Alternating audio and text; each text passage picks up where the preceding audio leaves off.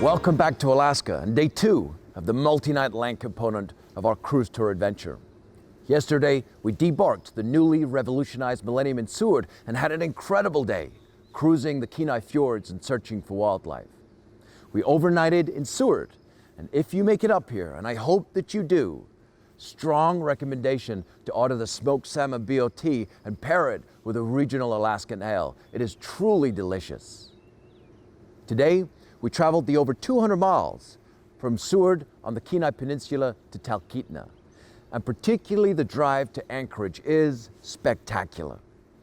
The initial 50 miles follows the base of the Chugach mountain range and the shores of the Turnagain Arm, and it's as if each twist and turn reveals new spectacular views of snow-capped mountains and glaciers and fjords that are reflected off of the bays. And now, here we are in Talkeetna. And full disclosure, I love Talkeetna. Sitting at the base of 3 glacial rivers, Talkeetna is one of Alaska's most unique spots. Her motto, Talkeetna, where the road ends and life begins, is because as the road ends in Talkeetna, beyond is only Denali.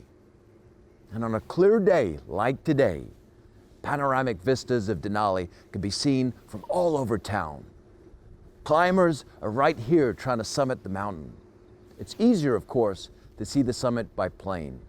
And the views are spectacular. Everyone should take the time to see Alaska from up top.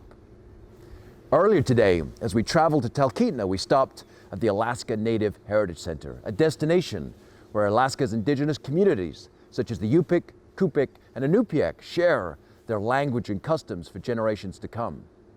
And I was lucky enough to spend some time with Yari, a Yupik storyteller. But before we meet her, let me thank you for spending some time here in Talkeetna on an incredible day. And make sure you join us tomorrow as we ride the Alaska Railroad. I've been to here at the Alaska Native Heritage Center probably 20 times over the years. Nice. And I keep coming back. And one of the things that I truly, truly love about this place is that it is here in order to pass down the culture and the history from the Native elders to the younger generations of Native Alaskans. Yes, that's true. So can you tell me a little bit about how that got started? So there was a man, a Inupiaq man from King Island whose name was Paul Tiolana. Okay. In the 1980s, Paul Tiolana saw that there was a disconnection between the youth, the Native youth in the city. And so he was worried that they weren't going to learn about their Native cultures. Right. So Paul Tiolana would go to Native leaders and say, we need to build a heritage center. So when the visitors come in and it's dance and it's music and it's things that you can touch and feel, what is it that you see from people like myself, who is a visitor, that really connect with your heritage and your culture when they come here? One of the biggest things that I love to teach are the values of my people through storytelling, the things that my grandparents told me or taught me, and the things that I learned from other Alaska Native elders or my coworkers.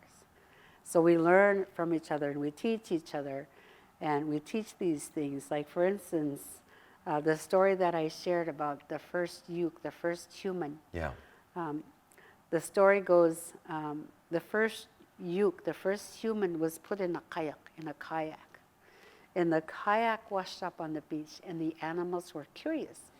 They pulled in the kayak, and inside they saw a creature. He was sleeping. And the caribou says, look at this creature. He's not going to survive. He's going to freeze to death. He doesn't have fur like us.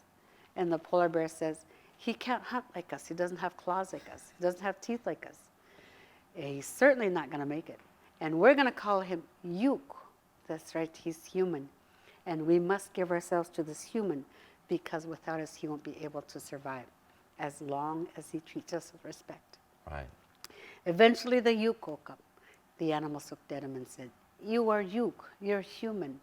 We have decided together that we will sacrifice ourselves to you, but you must treat us with respect. You can't take more than what you need. You must not waste, and you must share.